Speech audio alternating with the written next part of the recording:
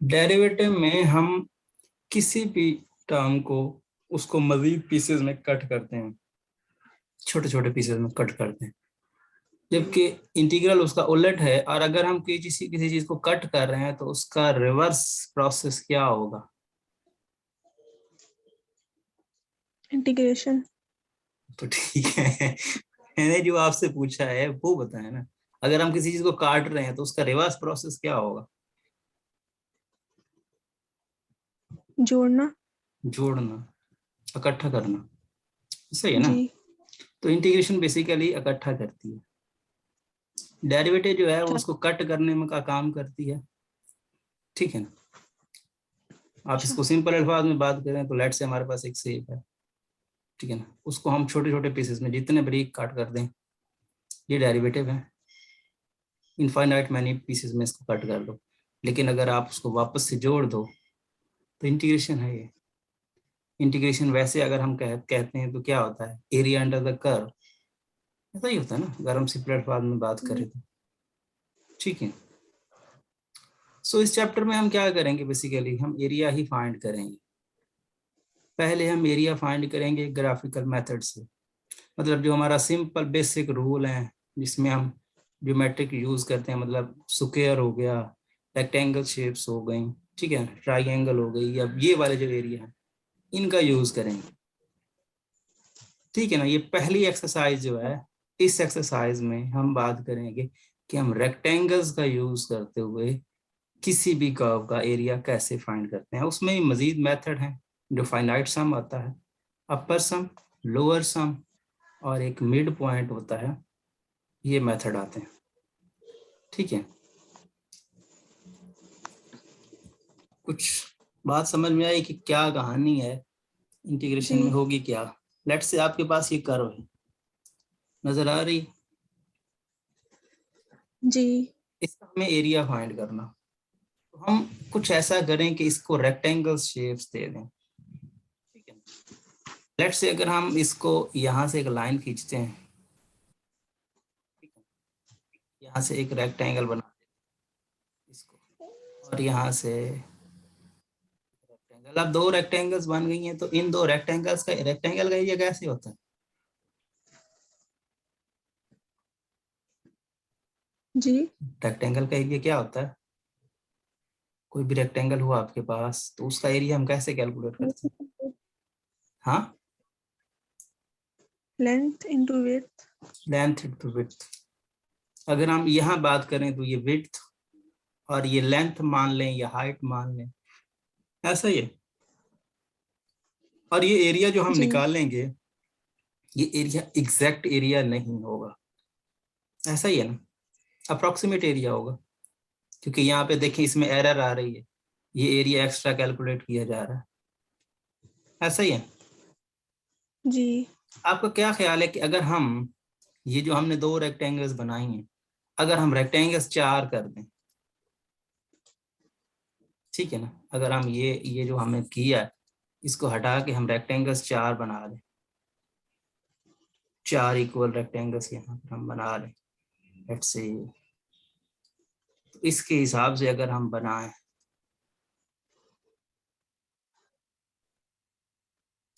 तो क्या ख्याल है, ये एरिया और पिछले एरिया में किस तरह का गैप होगा? पहला एरिया ज्यादा एक्यूरेट होगा या ये एरिया ज्यादा एक्यूरेट होगा?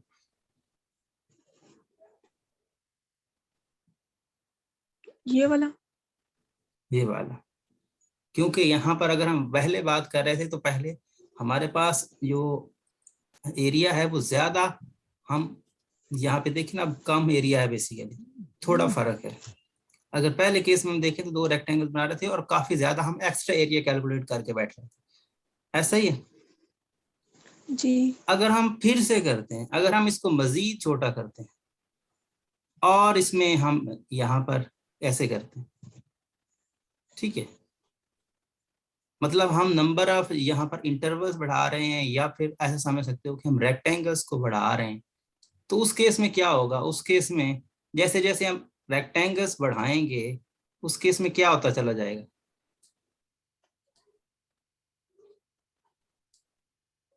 क्या ख्याल है, एरिया क्या करेगा? ज्यादा एक्यूरेट होगा ना, जी सही है ना भाई। जैसे जैसे हम यहाँ पर रेक्टेंगल्स की तादाद को बढ़ाते चले जाएंगे, हमारा एरिया जो है सही ज्यादा एक्यूरेट होगा। पहले हमने 2 रेक्टेंगल्स बनाई तो उसके लिए बहुत ज्यादा एरर आ रही थी, हम बेसिकली ज्यादा एरिया कैलकुलेट कर रहे थे। जब हमने 4 की तो फिर एरर कम हुई, ठीक है ना, 6 कर दें 8 कर दें। अगर हम इनफाइनाइट मैनी बनाएंगे, इनफाइनाइट मैनी इसके यहाँ पर रेक्टेंगल्स बना लें, तो ये ज्यादा चांसेस है कि ये जो हम अप्रोक्सीमेट एरिया कैलकुलेट कर रहे हैं ये एग्जैक्ट एरिया के ज्यादा करीब चला जाए। क्या ख्याल है? जी कुछ ऐसा ही सीन है ना। जी तो ये जो एक्स्ट्रा एरिया कैलकुलेट करने का मेथड है, इस मेथड को बोलते हैं अपर सम मेथड, अपर सम, ठीक है ना। और यही केस जो हमने पीछे किया इसका थोड़ा सा उलट है। अब यहाँ पे हमने 2 रेक्टेंगल्स बनाई थी पहले केस में, ऐसा ही है, और हमने जी इसकी जो बड़ी हाइट थी उस हिसाब से इसको रेक्टेंगल शेप दी थी, ऐसा ही है। अच्छा लेकिन अगर हम यही रेक्टेंगल बनाएं, लेकिन रेक्टेंगल बनाएं हम छोटी लेंथ के हिसाब से, मतलब इन दोनों लेंथेस में ये ज्यादा है ना, ये कम है, तो इस हिसाब से रेक्टेंगल बनाए। क्या ख्याल है? तो ये एरिया कम कैलकुलेट करेगी, जी ऐसा ही है ना। लेकिन एरिया तो इससे भी कैलकुलेट हो जाएगा अप्रोक्सीमेट, ठीक है। अच्छा बात आ रही है समझ में? एरिया तो इससे भी कैलकुलेट होगा ना, उससे एग्जैक्ट एरिया कैलकुलेट होने वाला है, और ना इससे अप्रोक्सीमेट एरिया, इससे भी कैलकुलेट होगा, उससे भी। इससे क्या होगा, इससे हम असल एरिया से कम एरिया कैलकुलेट करेंगे, और उससे हम जो हमारा एक्चुअल एरिया है उससे हम ज्यादा एरिया कैलकुलेट करेंगे, ऐसा ही है। जी इस मेथड को बोलते हैं लोअर सम का मेथड। और वो केस वही कि अगर हम इसके इंटर यहाँ पर बढ़ा दें, यहाँ पर हम इसके ये 4 रेक्टेंगल्स बना लें, ठीक है,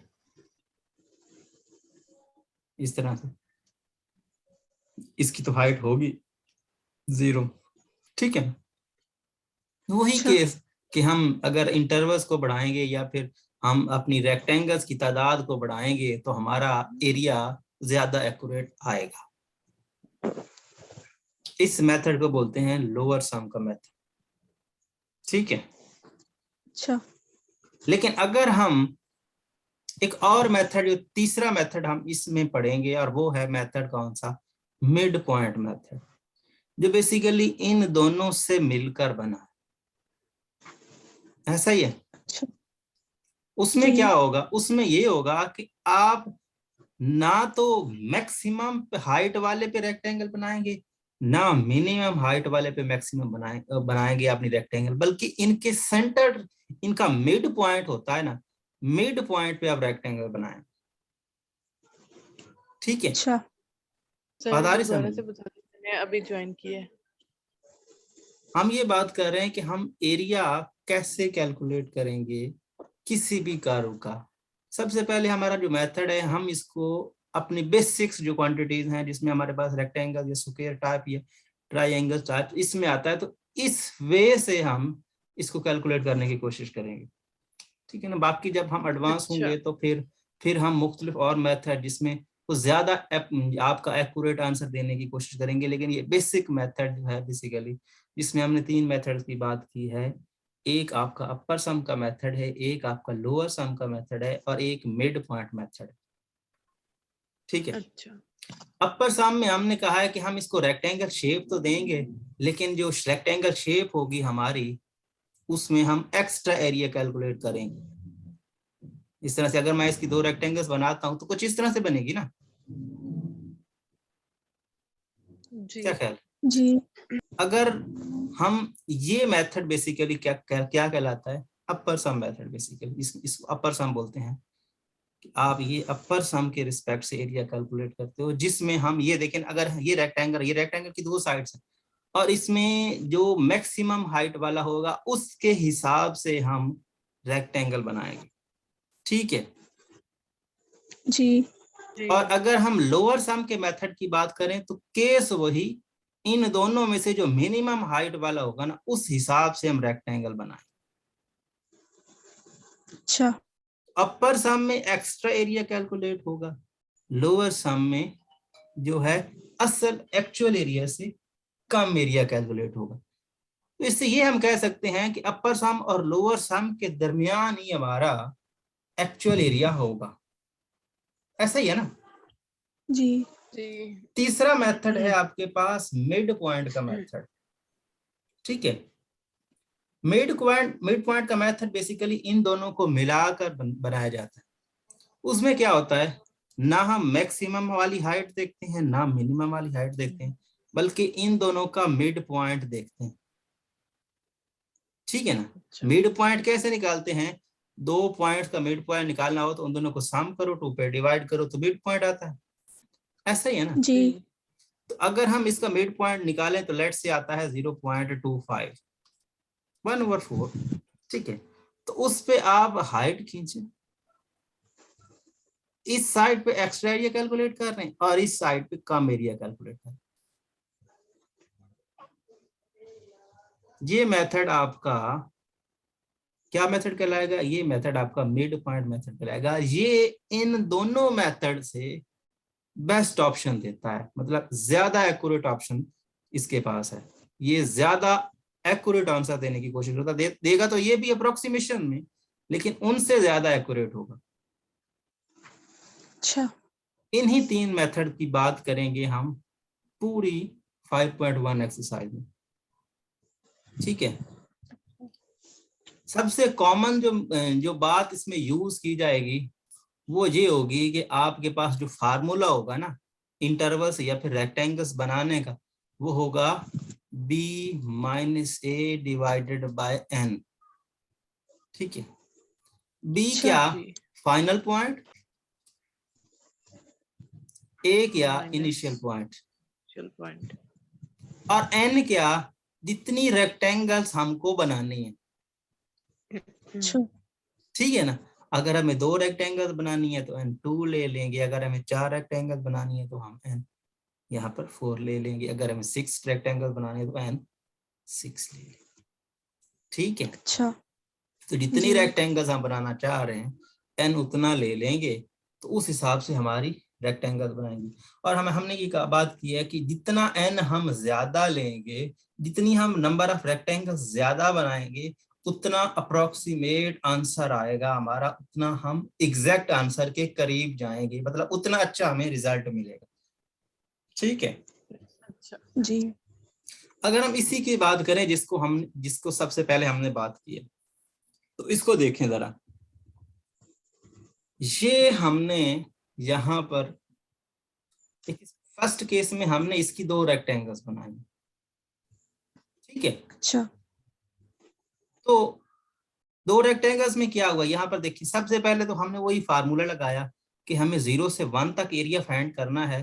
तो बी पॉइंट, फाइनल पॉइंट कौन सा है, 1। 1 1 इनिशियल पॉइंट आपका 0।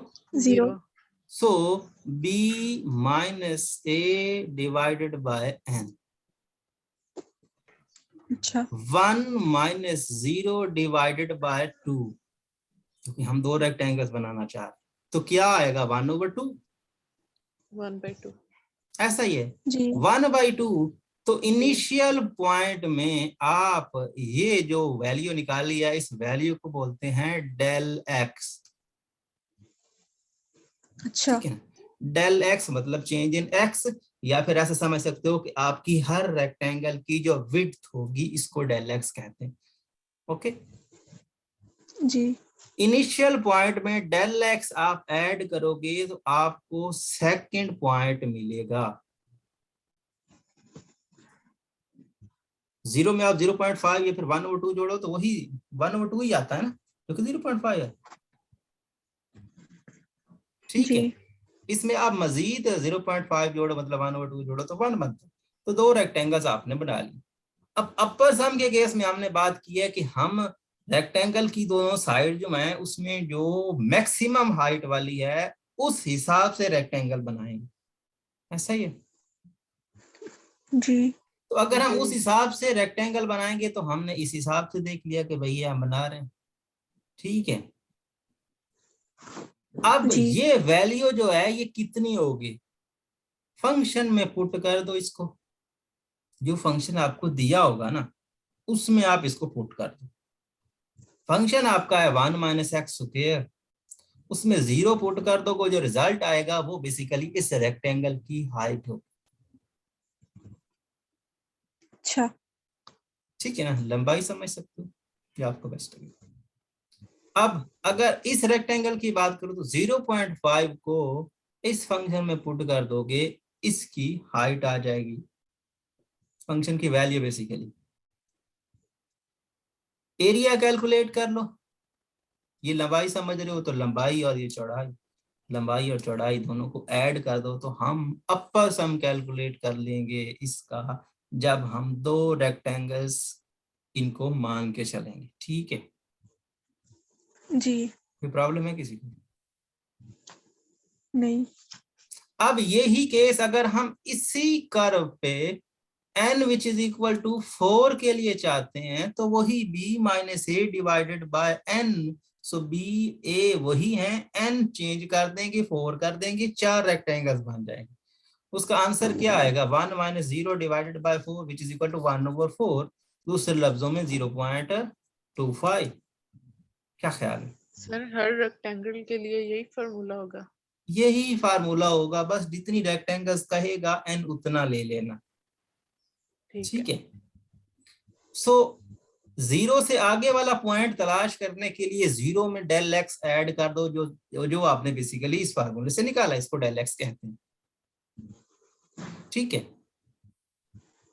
अच्छा सो जीरो में 0.25 ऐड करो तो 0.25 आता है, 0.25 में फिर आप 0.25 ऐड करो तो 0.5 आता है, 0.5 में आप फिर 0.25 ऐड करो तो 0.75 आता है, इसमें फिर 0.25 ऐड करो तो 1 आता है। तो इस तरह से आपके चार बेसिकली 5 पॉइंट बन जाएंगे 4 रेक्टेंगल्स के लिए। क्या ख्याल है? ठीक है। जी अब जी। अपर सम कैलकुलेट करना है तो मैक्सिमम हाइट वाले पॉइंट के हिसाब से आप इसको बना लें, ठीक है ना। इसकी हाइट 1 होगी, इसकी 14/16 होगी, इसकी 3/4 होगी और इसकी 7/16 होगी। एरिया कैलकुलेट करना है तो हाइट और विड्थ सबकी सेम है, विड्थ तो सबकी 0.25 है या 1/4 है, जैसा आपको बेस्ट लगे, ऐसा ही है।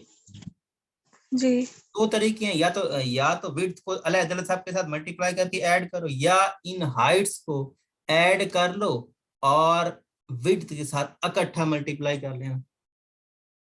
मतलब ये हुआ कि या तो आप ये करो कि भाई हर बार डेल एक्स अलग से, कि ये आपके पास होगा ना del of f0 plus del of 1/4, या फिर प्लस यहाँ पे ये डेल, इसको लिख सकते हो ना, ये डेल एक्स जो है सबके साथ विड्थ तो सबकी सेम है ना। क्या ख्याल है? इसकी भी 0.25, इसकी भी 0.25, इसकी भी 0.25, इसकी भी 0.25, कोई इशू है इसमें? नो सर तो ये जो सबकी विड्थ है, सॉरी ये हाइट है, ये सब ऐड कर लो और लास्ट पे जाके डेल एक्स से मल्टीप्लाई कर लेना, या फिर दूसरे लफ्जों में ऐसा कर सकते हो, सबके साथ पहले इसके साथ भी डेल एक्स मल्टीप्लाई करो, इसके साथ भी करो, इसके साथ भी करो, इसके साथ भी करो, फिर ऐड करो, मतलब तो वही है ना। जी ठीक है, इस तरह से आप इस मेथड से एरिया कैलकुलेट कर लोगे, ठीक है। और अगर हम इसके एरिया की बात करें तो जो निकला है यहाँ पर, जो उन्होंने निकाला है, ये देखिए फर्स्ट अप्रोक्सीमेटेड, ये देखें अगर हम n which is equal to 2 के लिए अप्रोक्सीमेट एरिया, फंक्शन की हाइट 1 थी, ठीक है, और हमने जो पॉइंट्स निकाले हैं बेसिकली, जो इसकी यहाँ पर विड्थ है वो 1/2 है, हाइट ये थी, विड्थ तो दोनों की सेम है, जी ऐसा ही है ना। तो ये इस केस में ये विड्थ, ये हाइट और विड्थ का मल्टीपल, हाइट और विड्थ का मल्टीपल, और इन दोनों को ऐड किया तो ये आ गया आपका n which is equal to 2 के लिए, जब आपने दो रेक्टेंगल्स के लिए अपर सम कैलकुलेट किया, ठीक है। अच्छा अब अगर हम बात करते हैं यहाँ पर दूसरे केस में इसकी, तो इस केस में हमने 4 रेक्टेंगल्स बनाई हैं, और विड्थ तो सबकी सेम है, ये देख लें 1/4 1/4 1/4 1/4, चाहे तो 1/4 बाहर लिख लें और इन सबको ऐड करके इकट्ठा 1/4 से मल्टीप्लाई कर लें या अलग-अलग कर लें, बात तो वही है ना। अभी बेसमेंट है, अभी स्टार्ट हो रहा है, तो अभी आपको एक एक रेक्टेंगल का एरिया कैलकुलेट करके फिर सम करके दिखा रहा है कि भाई ये देखिए। अब देखिए जरा गौर करें, अभी आपने एरिया पीछे दो रेक्टेंगल के लिए 0.87 निकाला, 875 निकाला, क्या ख्याल है? जी। 4 रेक्टेंगल के एरिया आपने एरिया निकाला है 0.78125। आप देख लें गैप 2 से 4 पे आने में कितना फर्क लग गया यहाँ। जी। तो जैसे जैसे आप n बढ़ाते जाएंगे आपका जो एरिया है वो उस केस में क्या होगा, उस केस में आपके पास एरिया आपका उतना एक्यूरेट आता चला जाएगा। ये एरिया अपर सम के हिसाब से, ठीक है। अच्छा। तो प्रॉब्लम है किसी को? नहीं। नहीं। अब यही केस लोअर सर सम के लिए। जी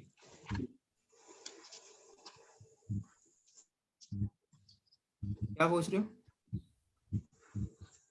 सर ये सेकंड वाला एक दफा रिपीट कर दो। सेकंड वाले में किस तरह है? सेकंड वाले में हमने ये बात की कि हमने 4 रेक्टेंगल्स बनाने चाहिए, ऐसा ही है ना, 4 रेक्टेंगल्स बनाने जी। चाहिए, उस हिसाब से हमने ये सब कुछ किया है। और फार्मूला हमारा आपके सामने है ये वाला कि b - a divided by n। b आपका फाइनल पॉइंट, a आपका इनिशियल पॉइंट, n आप 4 रेक्टेंगल बनाना चाह रहे हो तो n 4 पुट कर दें, क्या ख्याल है? ऐसा ही है ना। 1 - 0 divided by 4 which is equal to 1/4, दूसरे लफ्जों में 0.25, यही आएगा ना डेल एक्स आपका। जी। अगर आप पॉइंट्स निकालने बैठोगे तो पहला आपका 0, दूसरे में 0 में 0.25 ऐड करो, मतलब यहाँ पर क्या है, हर नेक्स्ट टर्म कैसे निकालेगी, उसमें डेल एक्स ऐड करते चले जाओ। पिछली में डेल एक्स ऐड करोगे तो नेक्स्ट टर्म आ जाएगी। अगर स्टार्टिंग वैल्यू आपकी 0 हो तो 0 में डेल एक्स ऐड करें, मतलब 0 में 1/4 ऐड करें तो आपको 1/4 मिलता है ना, या फिर 0.25 कह दो। ये आपकी नेक्स्ट टर्म है। जी। इस टर्म में आप मजीद 0.25 ऐड करो तो उससे अगली टर्म आ जाएगी। पिछली टर्म में 0.25 ऐड करोगे तो उससे नेक्स्ट टर्म आ जाएगी, क्या ख्याल है? तो 0.25 में आप 0.25 मजीद ऐड करोगे तो 0.5 आ जाएगा। इसमें आप मजीद 0.25 ऐड करोगे, मजीद डेल एक्स ऐड करोगे तो 0.75 आ जाएगा। इसमें मजीद डेल एक्स ऐड करोगे तो 1 आ जाएगा। इस तरह से आपके पास ये पॉइंट्स बन जाएंगे। यहाँ पर 0 पहले से था, 1 2 3 4 वाला लास्ट है, तो देखें यहाँ पर ये आपकी 4 रेक्टेंगल्स की शेप्स बन जाएंगे। तो आपको अपर सम कैलकुलेट करना है तो यहाँ पर इन दोनों में जो मैक्सिमम हाइट वाली साइड है उस हिसाब से रेक्टेंगल बना ले, ठीक है। बात आ रही जी। समझ में? अब यही चीज हम लोअर सम के लिए देखते हैं। लोअर सम में फार्मूला आपके पॉइंट्स वही निकलेंगे, मतलब स्टार्टिंग पॉइंट आपका वही, ये पॉइंट वो ही निकलेंगे, मतलब डेल एक्स तो आपका सेम ही आएगा ना। फर्क आएगा तो रेक्टेंगल बनाने में आएगा, क्या ख्याल है? ऐसा ही है ना। जी। अपर सम में आपको बड़ी हाइट के हिसाब से रेक्टेंगल बनानी है, लोअर सम में आपको छोटी हाइट के हिसाब से रेक्टेंगल बनानी है, ऐसा ही। जी। तो अब इन दोनों में छोटी हाइट किसकी है, इस पॉइंट पे, तो इस हिसाब से रेक्टेंगल बना ली। इन दोनों में छोटी हाइट किसकी है, इसकी है, तो इस हिसाब से रेक्टेंगल बना ली। इन दोनों में छोटी हाइट किसकी है, इसकी है, तो इस हिसाब से बना ली। और इन दोनों में छोटी किसकी है, इसकी है, तो ये इसकी रेक्टेंगल यही ये बनेगी, जो कि बेसिकली स्ट्रेट लाइन ही होगी, ठीक है। और एरिया आपको पता है कि ये आपकी हाइट है, विड्थ आपकी सेम है 0.25, तो लेंथ और विड्थ को या फिर हाइट और विड्थ को मल्टीप्लाई करो तो एरिया, इसका भी एरिया, इसका भी एरिया, इसका भी एरिया, इसका एरिया तो वैसे 0 होगा क्योंकि हाइट इसकी 0 है। सबको एरिया कैलकुलेट करके सम कर दो, आपका लोअर सम आ जाएगा। कोई इशू है किसी को? यहाँ पर देखिए तो नहीं। उसने यहाँ पर कैलकुलेट करके दिखाया होगा भाई। ये देखिए अप्रोक्सीमेट लोअर सम के हिसाब से विड्थ आपकी सबकी 1/4 थी। पहले की हाइट है 15/16, दूसरे की है 3/4, तीसरे की है 7/16 और चौथे की 0 थी। ठीक है, पहली रेक्टेंगल का एरिया, दूसरी रेक्टेंगल का एरिया, तीसरी रेक्टेंगल का एरिया, चौथी रेक्टेंगल का एरिया, सब एरिया को सम किया तो ये आ गया।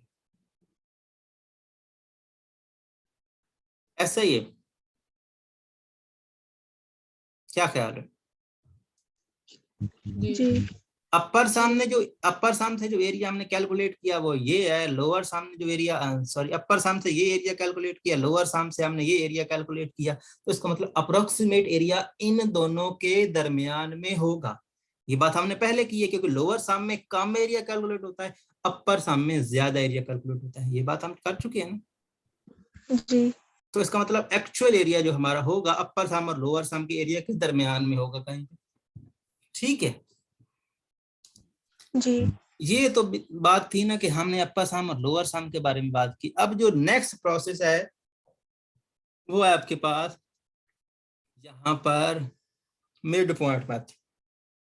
इसमें भी आपको डेल एक्स वैसे ही निकालना है जो जैसे पहले निकालते हो। ठीक है ना, वही फार्मूला है डेल एक्स का कि b - a divided by n। अगर n 4 है तो वही 0.0, 0.25, 0.5, 0.75 और 1 पॉइंट्स वही निकलेंगे। ठीक है, जी। जब मिड पॉइंट मेथड की बात आएगी या मिड पॉइंट रूल की बात आएगी तो उस केस में इन दोनों को सम करो, 2 पे डिवाइड करो, उस पॉइंट पे फंक्शन की हाइट चेक करो। अच्छा। ठीक है, और उस हिसाब से रेक्टेंगल बनाओ। ठीक है, जी। लेट से आपके पास ये 0 है और आपने r निकाला 1/4 डिवाइडेड बाय 2, तो 1/4 डिवाइडेड बाय 2, सो बेसिकली 1/8 ना बना ये मिड पॉइंट। ऐसा ही है, ये 1/8 जी। बनेगा, क्या ख्याल है? जी। सो इस पे हाइट लेट से आपकी ये आ गई। जब फंक्शन में पुट करोगे तो इनडायरेक्टली आ जाएगी ना, 1/4 को इधर पुट करोगे तो ये 63/64 आ जाएगा। ये न्यूमेरिकल कैलकुलेशन है, इसमें तो आपको परेशान होने की जरूरत नहीं। अब देखिए इस हिसाब से हमको हाइट बनानी है, तो यहाँ पे देखिए हाइट इसके हिसाब से बनाएंगे तो इधर ये कम एरिया कैलकुलेट करेगा, इस साइड पे ये ज्यादा एरिया कैलकुलेट करेगा। इन द सेम केस यहाँ पर इन दोनों का मिड पॉइंट निकालो, मिड पॉइंट से मिड पॉइंट के हिसाब से रेक्टेंगल बना दो। ठीक है, इन दोनों का मिड पॉइंट कैलकुलेट करो, इस हिसाब से रेक्टेंगल बना दो। मिड पॉइंट कैलकुलेट करो, इस हिसाब से आप रेक्टेंगल का एरिया बना दो। ठीक है, अच्छा। अब हाइट है, विड्थ है, मल्टीप्लाई करो, ऐड करो, एरिया आ जाएगा। तो यहां तक किसी को कोई बात? सर ये मिड पॉइंट वाला दोबारा बता दे, समझ नहीं आया मुझे। मिड पॉइंट मतलब फार्मूला पता है ना मिड पॉइंट निकालने का क्या होता है? जी दो टर्म्स का मिड पॉइंट निकालना चाहते हो तो दोनों को सम करो, 2 पे डिवाइड करो। ठीक है, जी जी। तो लेट से ये पॉइंट कौन सा है? 0 और ये 0.25 है। ठीक जी है ना, तो आप जी 0 + 0.25 डिवाइडेड बाय 2 करो तो इसका मिड पॉइंट आएगा, आके नहीं आएगा? जी आ आएगा ना? जाएगा। तो जी 0.25, तो ये बेसिकली आप इसको इस तरह से लिखना चाहो तो 0.25 डिवाइडेड बाय 2, तो अगर इसको वैसे देखो तो ये बनता है 0.125। ठीक है ना, जी अगर इसको पॉइंट से बगैर फ्रैक्शन में लिखो तो ये 1/8 बनता है। जी। अब ठीक है ना, इसको n से डिवाइड करना है। हाँ n ये से n से नहीं डिवाइड करना, n से डिवाइड तो हम कर चुके, वो तो हमने वो 0 और 0.25, 0.5, 0.75 और 1 तो वो तो हम बना लिए ना। उससे नेक्स्ट प्रोसेस ये है कि हमने उन पॉइंट्स जो डेल एक्स जो हमने पहले डेल एक्स निकालना है या फिर वो पॉइंट्स निकालने हैं, वो सबका प्रोसेस सेम है। अच्छा ठीक है ना। डेल एक्स निकालना है, डेल एक्स के बाद ए आपको पता होगा, x1 निकाल लोगे, x2 निकाल लोगे, x3 निकाल लोगे, x4 निकाल लोगे, जो अच्छा। कि बी ही आएगा। पॉइंट्स आपको निकाल लेने हैं। पॉइंट्स ठीक है। निकालने के बाद अपर सम में आप जो हाइट ज्यादा होगी उस हिसाब से रेक्टेंगल बना लोगे, मतलब वो वैल्यू वो उसको हाइट मान लोगे। अच्छा। ठीक है। लोअर सम में जो मिनिमम होगी उसको हाइट मान लोगे। अच्छा। और जब आप मिड पॉइंट की बात करोगे तो मिड पॉइंट में ना मैक्सिमम वाले को चूज करोगे ना मिनिमम वाले को चूज करोगे, बल्कि उनका मिड पॉइंट, उन दोनों को ऐड करके टू पे डिवाइड करके उस पे फंक्शन की वैल्यू निकालो। अच्छा। उसको फंक्शन की हाइट मान के उसकी रेक्टेंगल का एरिया कैलकुलेट करोगे और सम करोगे तो उससे आपका एरिया आएगा जो मिड पॉइंट रूल के हिसाब से बेसिकली बने। ठीक है, ठीक है। अब क्लियर है। जी। और किसी का कोई क्वेश्चन है अभी?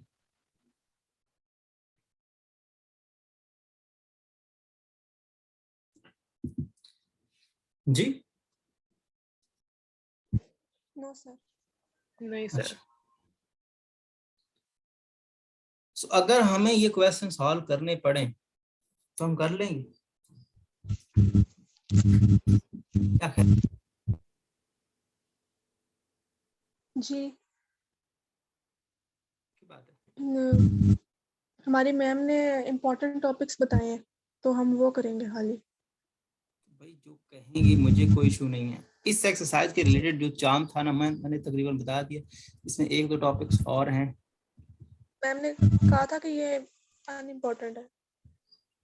किसका? ये एक्सरसाइज? जी। इस एक्सरसाइज में जो चीजें हमने की हैं वही काफी है। एक एक क्वेश्चन कर लेते हैं। ये नहीं करनी तो फिर मुझे तो कोई इशू नहीं है। क्या ख्याल? एक एक क्वेश्चन कर लेते हैं बस। ठीक।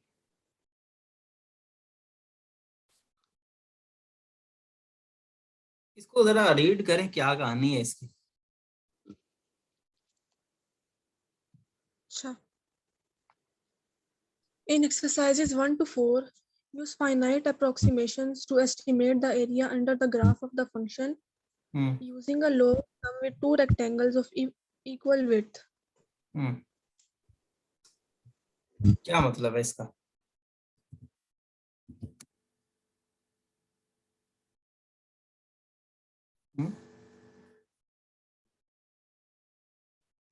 क्या एरिया मतलब है? फाइंड करना है। ए पार्ट का एरिया फाइंड करना है, वही अप्रोक्सीमेट एरिया फाइंड करना है। ए पार्ट की बात हो रही यहाँ पर। लेकिन पहले केस में उसने क्या पूछा, किस तरह से एरिया फाइंड करो?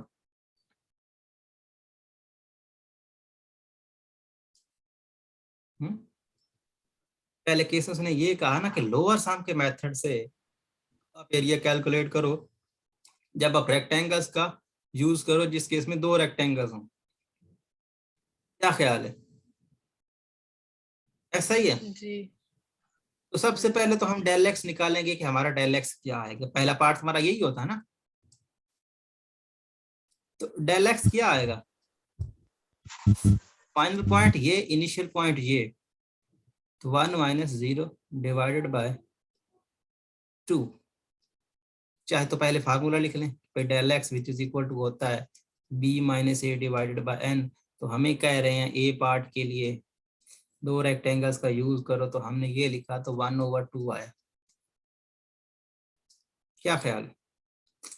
ऐसा ही है। जी। तो अगर हम बात करें तो ए आपका है 0, x1 आपका क्या आएगा? ए प्लस डेल एक्स। ऐसा ही है ना। हमने कहा है कि हमें नेक्स्ट वैल्यू निकालने के लिए पिछली में डेल एक्स ऐड करना होगा। तो 0.0 प्लस 1/2 बेसिकली 1/2। ऐसा ही है। जी। x2 क्या आएगा? x1 में आप डेल एक्स ऐड करोगे, मतलब 1/2 plus 1/2 which is equal to 1, जो कि b है। बस इतने ही पॉइंट्स बनेंगे हमारे, 3 पॉइंट्स बनेंगे। क्या ख्याल है? जी ठीक है। अब किसी को एक्स स्क्वायर का ग्राफ आता है?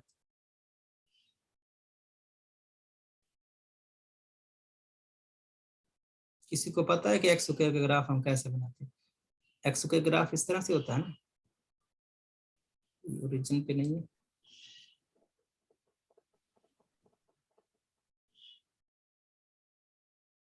कुछ इस तरह से बनता है,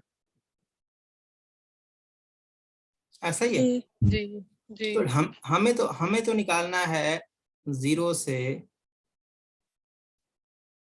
1 तक। तो 0 हमारा यहाँ पे और 1 लेट से यहाँ पे, ऐसा ही है। अच्छा तो ये 0 हो गया, ये 1 हो गया। जो हमने पॉइंट निकाला वो क्या है? एक ही पॉइंट निकला है जो कि हमारा x1 और कितना है 1/2 है, या फिर 0.5 कह सकते हो। तो मुझे ये बताओ कि हम अपर सम का मेथड यूज कर रहे हैं कि लोअर सम का मेथड यूज कर रहे हैं? ए पार्ट में उसने अपर सम का है ना, सॉरी लोअर सम का है ना, लोअर सम का है ना। तो लोअर सम में हम हमारी रेक्टेंगल किस हिसाब से बनेगी? अगर मैं बात करूं इस रेक्टेंगल की, तो इसमें हम किसका यूज करेंगे? कौन सी हाइट का यूज करेंगे? 1/2 हाइट वाला या 1 वाली हाइट वाला? 1 वाली हाइट। 1 वाली हाइट का? भाई नहीं, हम लोअर सम की बात कर रहे हैं। लोअर सम में हमें मिनिमम की हाइट की बात करनी होती है। ये लोअर सम है भाई। अच्छा तो लोअर सम में हम मिनिमम हाइट वाला यूज करेंगे, तो जो कि ये है, और इसकी तो है ही नहीं, इसकी तो यही रहेगी।